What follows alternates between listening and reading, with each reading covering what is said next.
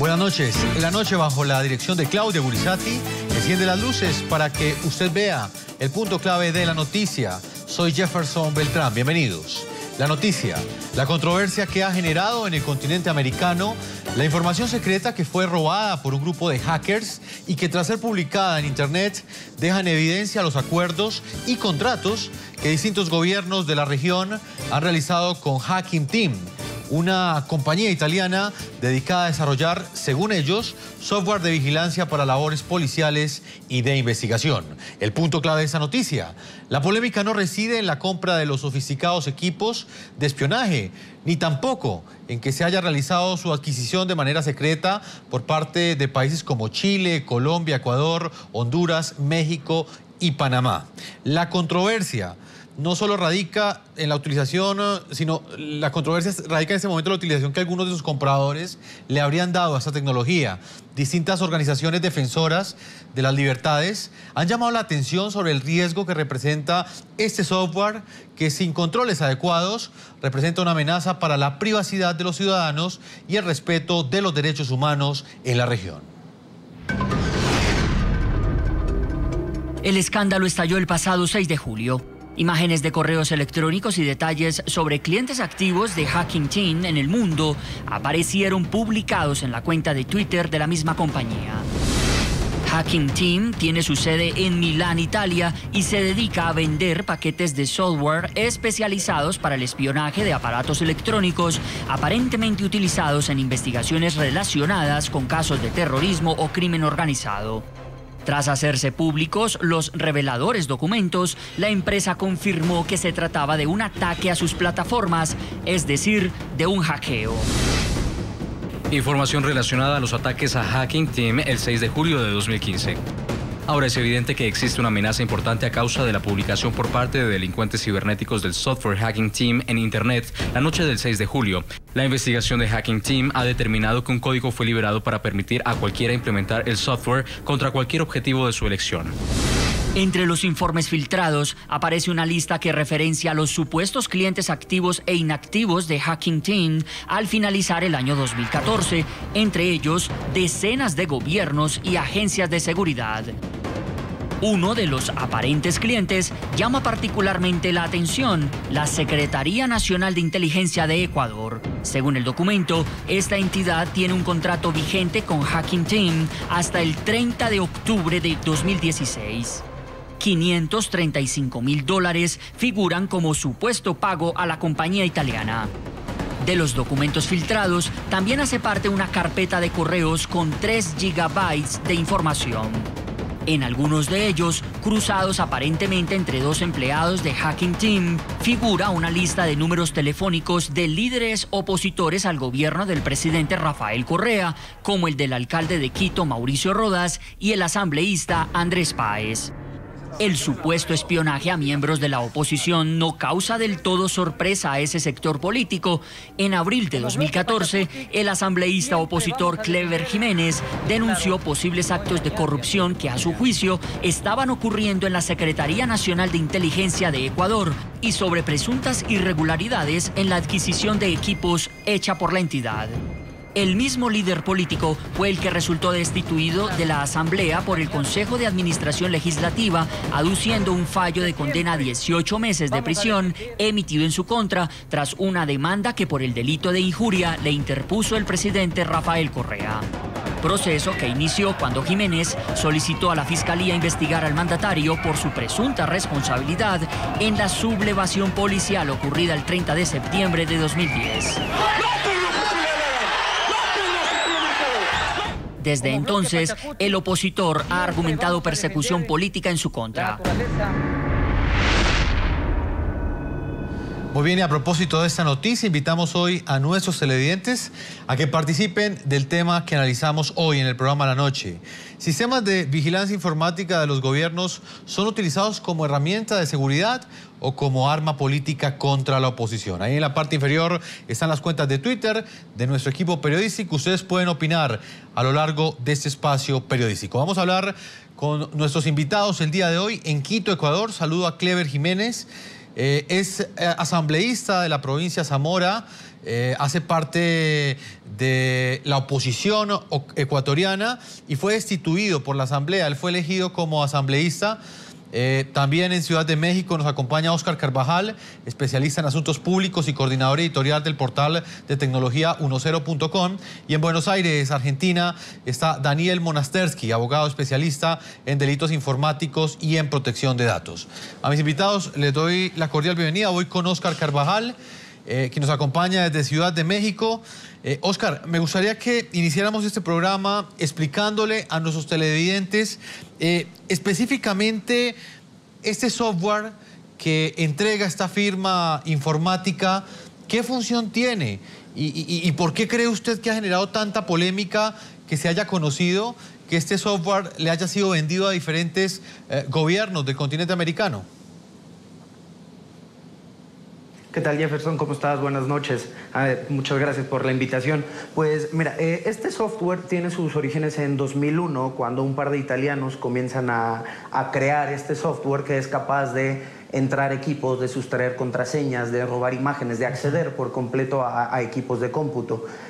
Después de algunos meses, de un año, la policía italiana, ellos están con sede en Milán, la policía italiana los contacta, no tanto como para ver qué es lo que están haciendo y como para ponerles un ojo encima, sino para convertirse ellos mismos en su primer cliente. A partir de ahí comienza a crecer todo el proyecto, todo el proceso, hasta llegar a lo que es hoy en día.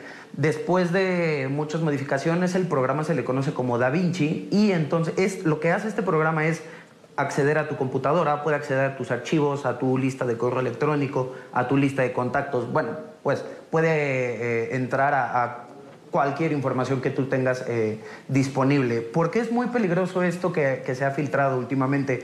El espionaje siempre es peligroso en todo el mundo, y más aún en las condiciones en las que se vive actualmente en México principalmente, y en general en América Latina. La cuestión de los gobiernos, toda esta cuestión un poquito de represión, de que el gobierno todo el tiempo está al tanto, y tan es delicado el tema que aquí en México varios de los gobiernos involucrados han salido 48, 72 horas después a negar, en teoría, que ellos hayan tenido como contacto y contacto comercial con Hacking Team, pero pues para su mala suerte se han ido ventilando poco a poco las facturas, en donde, por decir, el gobierno de México desde 2010 viene colaborando con Hacking Team, el gobierno de los estados como de Jalisco, de Baja California, poco a poco han salido a deslindarse. Entonces, sí, más o menos ese es el panorama aquí en México. Ahorita me voy con Daniel Monastersky, es abogado especialista en delitos informáticos y en protección de datos. Daniel, específicamente esta firma que fue hackeada por un grupo también de ladrones informáticos, esta firma, ¿a quién le vende ese software tan peligroso? Porque de alguna manera ya está la posibilidad de que los estados puedan intervenir las comunicaciones telefónicas y las comunicaciones a través de Internet, no solamente de ordenadores, sino también de teléfonos celulares. ¿Ellos a quiénes le venden esta tecnología? ¿Qué tal? Buenas noches, Jefferson, para vos y para todos los televidentes en Estados Unidos, América Latina y Caribe. Un gusto estar con ustedes. Bueno, específicamente, como en las noticias se ve reflejado, Hacking Team le vende o le vendía la información y este tipo de software a gobiernos directamente y a agencias de seguridad que hacen inteligencia en estos países de la región, que son varios. Ya Wikileaks, hemos leído últimamente, que también ha filtrado y está poniendo a disposición de todos nosotros el listado de todos los mails, y ahí también se ve que hubo algún intercambio con otros países, como por ejemplo Argentina, que no está dentro de los países que ha comprado software o que tiene algún tipo de relación comercial con Hacking Team, pero sí que en vista de la nueva agencia de investigación que existe en la Argentina y que se ha recientemente formado, también había algún tipo de relación para poder comprar de alguna manera el software que vende la empresa italiana, ¿no? Daniel, ¿y quién puede controlar que este software que vende esta empresa italiana sea utilizado por parte de los gobiernos para labores de seguridad y no para espiar a miembros de la oposición, como lo están denunciando diferentes disidentes en Ecuador, inclusive diferentes sectores en México, y con quienes vamos a hablar más tarde? Sí, evidentemente es algo que desconocemos totalmente y que si se compró, y es más, se sabe que al comprar o al tener algún tipo de relación con esta empresa, en las primeras instancias de relación, la empresa italiana lo que hace es firmar un NDA y un acuerdo de confidencialidad para justamente evitar que se filtre cualquier información que pueda estar en la relación que los una a ese gobierno, a esa agencia de seguridad y a la empresa italiana. Así que seguramente que todo lo que se hace con el software que se compre a esta empresa italiana no es algo público y se hace en las sombras, ¿no? Oscar, ¿cuál es su opinión? ¿Es posible que estos gobiernos tengan algún tipo de regulación para que este software sea utilizado para labores estrictamente de vigilancia, de control del terrorismo y no para perseguir por razones políticas a los opositores o mantenerlos vigilados? Ese es justamente el pretexto. Primero lo niegan, pero ya el pretexto es como que están, todo lo que han hecho es con medidas, como una medida de seguridad para evitar, pues también condiciones como las propias de aquí de México que se viven con el narcotráfico. Pero definitivamente ellos están violando la privacidad de las personas, están inmiscuyéndose en archivos completamente personales que no van de acuerdo a los objetivos que ellos tienen en materia de seguridad, tanto a nivel estatal como a nivel federal. Pues permítame, voy a un informe que hemos preparado a propósito de este tema que es noticia hoy en el continente americano y tiene que ver con la empresa Hacking Team, que hasta hace unos pocos días presumía de ser una de las firmas más sólidas en cuanto a vigilancia en Internet se refiere. Pero luego de ser objeto de una de las mayores filtraciones de datos a gran escala, se convirtió en el centro de la polémica y ha generado un profundo escándalo en varios países del mundo. Quienes la defienden aseguran que sus herramientas de seguridad son clave para evitar actos terroristas, pero quienes critican esta firma señalan que representa una amenaza a la privacidad de los ciudadanos. Recibió una dosis de su propia medicina. Así como reza este adagio popular, fue lo que le ocurrió a la empresa italiana Hacking Team, quien recientemente habría sido hackeada y cuyos datos revelados han desatado un verdadero escándalo en varios países del mundo. ¿Pero qué es Hacking Team, o en español, equipo de hackers? Al entrar a su página web, esta compañía que aparece legalmente constituida promociona sus servicios como invisible a su objetivo, evade la seguridad del computador, control total sobre sus objetivos, acceda a lo que usted necesita. Sin necesidad de utilizar la palabra espionaje, Hacking Team hace una publicidad que a simple vista le dice a sus clientes que puede hacer todo en el campo de la seguridad informática. Sin embargo, su premisa ha quedado en tela de juicio al revelarse que su principal objetivo ha sido vender un software a gobiernos del mundo para acceder a información privada. Así lo explica un experto en el tema. Hacking Team a lo que se dedicaba era generar un software y venderlo a los gobiernos para que fueran los gobiernos aquellos quienes ocupan estas herramientas para poder llegar a espiar y a tener acceso a información de los usuarios de Internet. La compañía, creada en el año 2001 por dos programadores italianos, ha estado frecuentemente rodeada de polémica, con acusaciones recurrentes de supuesto uso de técnicas alejadas de la ética profesional para la obtención de información. Es decir, las críticas van en contra de sus herramientas que prometen sobre todo a gobiernos accesos a móviles y documentación en ordenadores privados de ciudadanos del común, funcionarios, empresas, etc. Yo creo que les dio el mal que les da a muchas empresas de seguridad, que están más preocupadas en proteger sus ventas, en poder llegar a realizar sus ventas, que en proteger su infraestructura.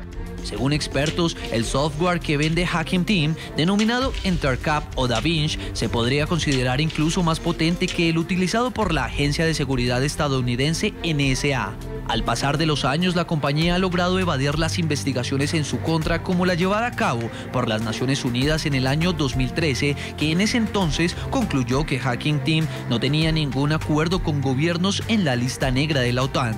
Sin embargo, con la reciente filtración de datos, se evidenció que sí tendría contratos con países como Sudán, nación que sí hace parte de dicha lista. Que al no existir políticas, no existir legislación a nivel mundial de cómo llegar a utilizar estas herramientas, caemos en este elemento, en el hecho de que un gobierno puede llegar a estar violentando los derechos de las personas. El escándalo que desató la filtración de datos a Hacking Team ha despertado dos posiciones. Por un lado, quienes defienden que los cuerpos de seguridad y gobiernos utilicen este tipo de herramientas con el fin de proteger a sus propios ciudadanos de posibles atentados terroristas. Y por otro, quienes la critican, porque supone una intrusión a la privacidad de los ciudadanos y puede llegar a considerarse como un atentado contra las libertades de estos. Voy a Argentina, en Buenos Aires, con Daniel Monastersky, abogado especialista en delitos informáticos y en protección de datos. Daniel, en ese momento una de las principales dudas que tienen los televidentes tiene que ver con el nivel de acceso que tendrían entonces los gobiernos a los computadores y a los celulares de los ciudadanos. Los gobiernos de diferentes países dicen que utilizan esas tecnologías para perseguir el terrorismo, pero las organizaciones defensoras de derechos humanos aseguran que no existen controles para delimitar la acción estatal solo a esto y que puede derivarse también en violaciones a la privacidad ciudadana. Específicamente, ¿cómo funciona esta tecnología y a qué puede tener acceso el gobierno en ese caso? Sí, es evidente que más allá de lo que dicen estas personas, en la práctica lo que sucede es esto. El control masivo, la vigilancia masiva no es viable, digamos. Evidentemente es una violación a uno de los derechos humanos que hoy en día son fundamentales, que es la privacidad y la intimidad. Para poder analizar o poder tener acceso a algún dispositivo de una persona, a una plataforma web, a una cuenta de usuario de una persona en particular, de un ciudadano, es necesario contar con la autorización de un juez para poder hacer uso de ese pedido al sitio en cuestión. Uno puede hacer una vigilancia masiva porque tiene un montón de información que realmente está violando normativas nacionales e internacionales. Entonces, para que los televidentes tengan idea del potencial de este tipo de herramientas que tienen que ver con esto, con poder ingresar al dispositivo, a su computadora, a su teléfono móvil y poder remotamente activar la cámara de fotos, poder activar el micrófono, poder acceder a los correos electrónicos, poder enviar información de geolocalización, que es fundamental. Y esto no solamente para gobierno, seguramente esta empresa italiana lo utilizaba para poder hacer un uso relacionado con los delitos a través de la banca, ¿no? Los fraudes bancarios, el acceso a credenciales de bancos para poder hacer transferencias no consentidas de dinero. O sea que es muy complicado y realmente es de una gravedad absoluta. Es muy importante que esto se difunda y es fundamental el papel que están ustedes desarrollando en la actualidad con la difusión de esto, ¿no?